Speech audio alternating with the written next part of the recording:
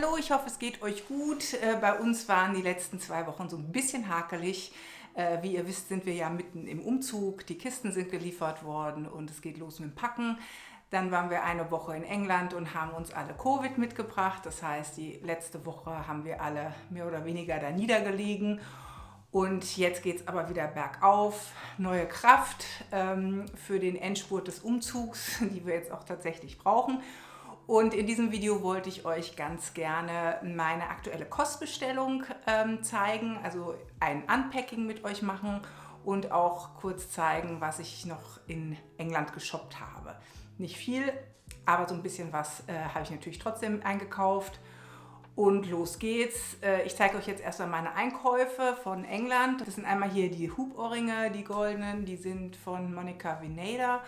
Habe ich in Covent Garden gekauft und die mag ich sehr gerne, weil die eben so ein bisschen dicker sind. Ich habe die in der Form noch nicht und die mochte ich sehr gerne.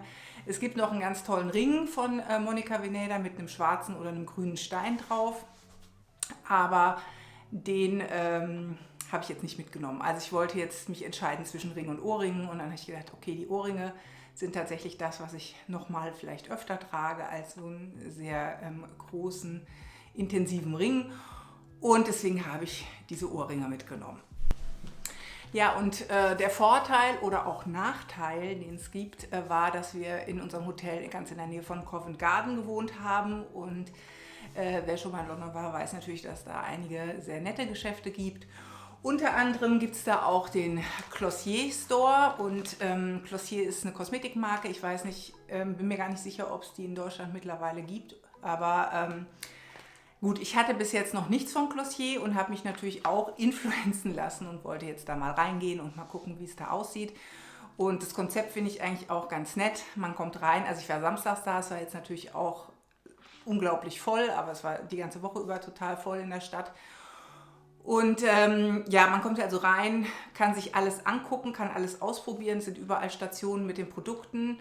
Und wenn man sich dann entschieden hat, was man gerne kaufen möchte, geht man zu jemandem, der da steht mit so einem kleinen iPad und gibt seine Bestellung auf, wartet dann einen Moment und bekommt dann eine Tüte oder so eine kleine Tasche eben. Ja, und was ich gekauft habe, ist zum einen das hier. Und zwar nennt sich das Body Hero. Das ist eine Seife mit einem inkludierten Peeling. Und die Idee finde ich eigentlich super gut, also gerade unter der Dusche, weil, also so sieht die dann halt ganz normal aus, sieht also wirklich aus wie so ein ganz normales Stück Seife.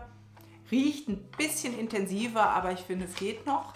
Und das Coole daran finde ich eben, dass man, wenn man unter der Dusche steht und vergessen hat, sein Peeling mitzunehmen, man kann die in die Dusche legen und hat also quasi immer ein Peeling auch mit dabei. Gerade im Sommer finde ich das total praktisch. Also wie ihr seht, ich habe es noch nicht ausprobiert, wird jetzt aber die Tage noch geschehen. Fand ich aber an sich als Idee eine Seife mit inkludiertem Peeling schon richtig cool. So, und dann habe ich eigentlich noch mal so 2 Standards mitgenommen. Das eine ist ein Eyeliner, den habe ich jetzt heute auch drauf. Der ist, ich weiß nicht, ob man es sieht, hat eine relativ dünne Spitze, lässt sich super gut auftragen. Man kann ihn schütteln, dann ist da drin so ein Kügelchen, das das Zeug verteilt. Und ja, also Eyeliner geht ja immer.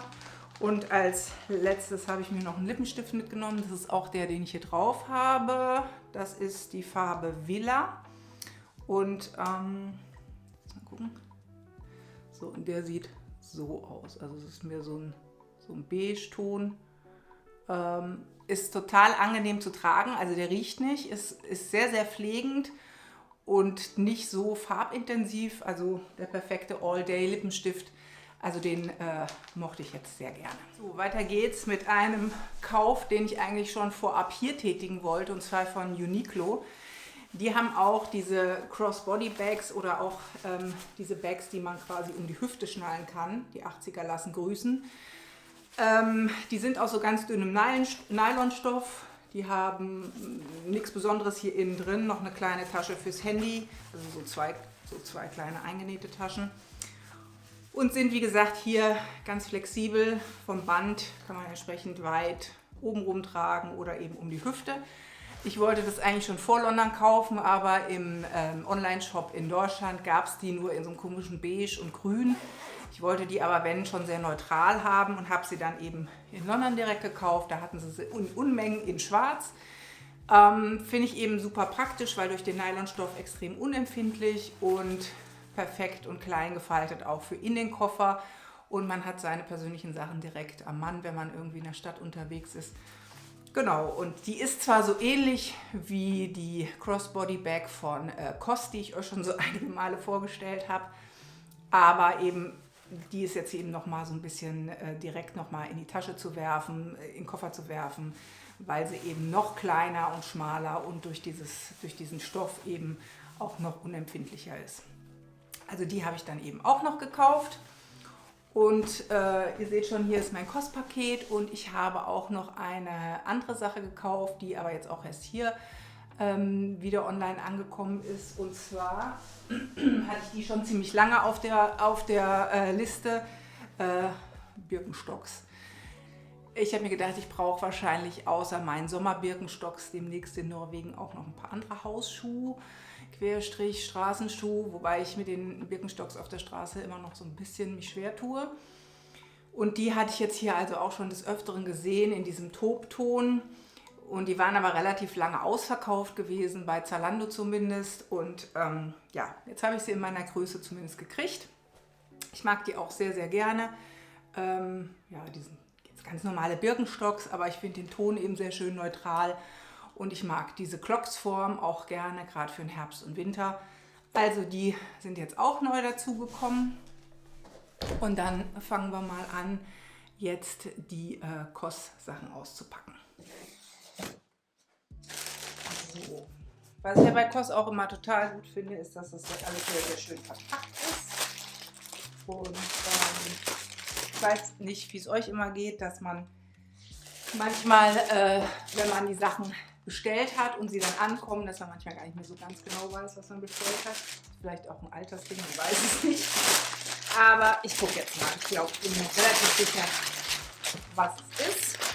Schön das Knistern. So, und zwar habe ich 3 Sachen bestellt.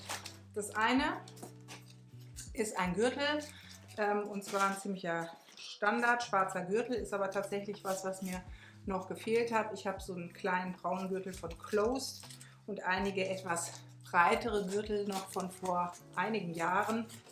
Und ja, und ich mochte den hier eben sehr gerne. Wie ihr seht, hat der hier so eine ganz dünne Goldschnalle und ist eben ganz klassisch schwarz. Absolutes Standard-Piece. So, und weiter geht's hier mit einer weißen Leinenhose. Da bin ich mir gerade jetzt gar nicht so sicher, ob die so sinnvoll ist für den Herbst, Winter. Die ist hier unten so ein bisschen mehr zusammen und hat hier oben so einen Gummizug. Eigentlich fast ein bisschen wie eine Jogginghose geschnitten, allerdings aus einem etwas festeren und dickeren Material, aber auch nicht wahnsinnig dick. Also da bin ich mir jetzt nicht sicher, ob ich die behalte, weil die wahrscheinlich ein bisschen zu dünn ist für den Herbst, Winter. Mal gucken. Ich werde sie nachher mal anprobieren und überhaupt gucken, ob sie gut passt. Und dann entscheiden, ob ich sie behalte oder nicht behalte. Auf der anderen Seite mit ein paar Chelsea Boots und einem dunklen, gröberen Pullover drüber kann ich mir die schon sehr gut vorstellen. Und als letztes habe ich mir, und das ist jetzt faktisch tatsächlich Herbst, Winter, hier eine Jacke bestellt. Und zwar ist das so eine Kabanjacke. Ja, mit einem sehr, sehr schönen Wollstoff. Guck mal gerade, die hat hier vorne eben 4 Knöpfe. Ist jetzt innen ziemlich einfach, also hat auch kein richtiges Futter so drin. Ich weiß nicht, wenn ihr es seht, hier, das ist jetzt die eingenähte Tasche. Ich liebäugel ja schon seit ewigen Zeiten mit so einer Wolljacke von Totem. Da gibt es so eine mit so einem integrierten Schal. Die finde ich wirklich sehr, sehr schön, aber mit ich glaube 850 oder 950 € für eine Wolljacke finde ich es halt schon auch ziemlich intensiv. Und dann dachte ich, okay, die kommt ja schon so ein bisschen näher, hat zwar keinen Schal, aber ist eben auch ein sehr klassisches Piece. Und ja, Die ziehe ich jetzt auch gleich mal an und dann können wir mal gucken, wie die aussieht. So, ich habe sie jetzt mal angezogen. Ihr seht das wahrscheinlich jetzt hier wieder nicht. Ich gehe mal ein Stück zurück. Die ist jetzt schon ziemlich weit geschnitten, so sehr kastig. Ich weiß nicht, ob ich die eventuell eine Nummer kleiner bestelle. Was ganz schön ist, ist, dass sie ziemlich lang ist. Also sie geht so bis zur Mitte Oberschenkel. Muss man jetzt natürlich dran denken, ich bin 1,80 groß, also für jemanden, der etwas kleiner ist, ist es dann wahrscheinlich schon sehr lang. Und wie man hier sieht, die Ärmel sind auch sehr lang. Das finde ich übrigens sehr nice, weil da habe ich immer das meiste Problem mit, dass die Ärmel dann oft bei Jacken irgendwo hier hängen. Gut, ansonsten warm ist sie. Gut, jetzt haben wir heute hier 28 Grad, aber ansonsten finde ich die eben wirklich schön, sehr klassisch. Das Einzige ist jetzt die Größe, ob ich die jetzt so behalte. Da bin ich mir jetzt unsicher, oder ob ich die eine Größe kleiner mal bestelle, wäre vielleicht eine Idee. Andererseits ist es auch schön im Winter, wenn es so ein bisschen muckeliger ist und man einen dicken Pulli drunter hat, ist es halt auch noch gut. Und gut, bei COS ist es ja oft so, dass die Sachen sowieso ein bisschen oversized geschnitten sind. Gut, also das ist die Jacke, die finde ich auf jeden Fall sehr schön. Ich werde sie behalten. Ob ich sie jetzt nochmal downgrade von der Größe her, weiß ich noch nicht, aber an sich ist sie super. So, ich habe die Hose angezogen und ich habe jetzt mal den Gürtel einfach hier mal so übers T-Shirt gemacht. Und jetzt ist hier zwar noch der Schnippel dran, aber wie ihr seht, eben ein ganz klassischer Gürtel. Ich mag den total gerne und das ist auf jeden Fall schon mal ein richtig super Kauf. Freue ich mich, dass ich den geholt habe. Und was ich halt auch richtig gut finde, der kostet jetzt 49 € und finde ich auch einen echt guten Preis. Und der sieht jetzt auch nicht irgendwie billo-mäßig aus. So, und die Hose habe ich jetzt angezogen. Die werdet ihr jetzt hier so wieder nicht so gut sehen können. Ich gehe mal noch ein Stück zurück, mal Bein hoch. Also die ist eigentlich super bequem. Die ist fast so ein bisschen wie meine Sommerleinenhose, etwas dicker. Sie ist etwas kürzer auch und unten läuft sie so ein bisschen kurvenmäßig wieder zusammen, aber nicht im Karottenstil. Und ja, ich glaube, dass die zwar für den Herbst, Winter ein bisschen dünn ist, also die hat hier oben eben diesen Gummizug, ist im Prinzip, fühlt die sich wirklich an wie eine Jogginghose, aber mit einem richtigen Hosenstoff. Und ja, ich denke, dass ich die auch behalten werde. Im Zweifelsfall muss man halt irgendwie eine Strumpfhose drunter ziehen. Aber ich denke, so für den Winter so eine hellere Hose zu haben, ist zwar unpraktisch, finde ich aber trotzdem ganz schick. Und also bleiben alle 3 Sachen, die ich bestellt habe. Freue ich mich drüber und alles passt. Und zu guter Letzt wollte ich jetzt eigentlich euch noch so ein bisschen ein Update geben, wie es bei uns jetzt hier so weitergeht. Wie gesagt, wir sind jetzt am Kistenpacken, es wird immer weniger. Am Dienstag kommen erste Nachmieter sich das Haus angucken, was ein wirklich komisches Gefühl ist, dass jetzt praktisch fremde Leute in das Haus kommen, in dem wir jetzt so lange gewohnt haben. Aber gut, ist es natürlich, dass Nachmieter kommen. Und ja, jetzt geht es hier ganz schön rund. Die Woche Krankheit hat uns natürlich etwas im Zeitplan nach hinten gebracht, aber es ist halt wie es ist, kann man ja nicht ändern. Gott sei Dank sind alle wieder fit da rausgekommen. Und ja, ihr habt das jetzt schon gemerkt, die YouTubes sind so ein bisschen weniger geworden. Tatsächlich ist es so, dass ich merke, dass es schon ziemlich anstrengend ist, das aufrechtzuerhalten. Also neben dem ganzen Packen habe ich ja noch den gesamten anderen Organisationskram wie Versicherungen an- und abmelden und alle Abos, alles Schule hin und her klären.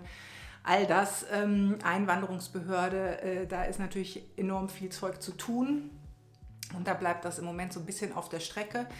Abgesehen davon habe ich jetzt schon vieles von meinem Video-Equipment, also Lichter und so weiter, eingepackt. Das wird also auch immer ein bisschen komplizierter. Ich versuche euch trotzdem hier so ein Stückchen auch noch mitzunehmen und ab und an ein Video hochzuladen. Aber bitte seid etwas nachsichtig mit mir und dafür kriegt ihr dann bald auch wieder mehr Content aus dem schönen Norwegen und auch den Sachen, die es dann da so gibt. Und dann wünsche ich euch eine schöne Woche und wir sehen uns dann im nächsten Video wieder.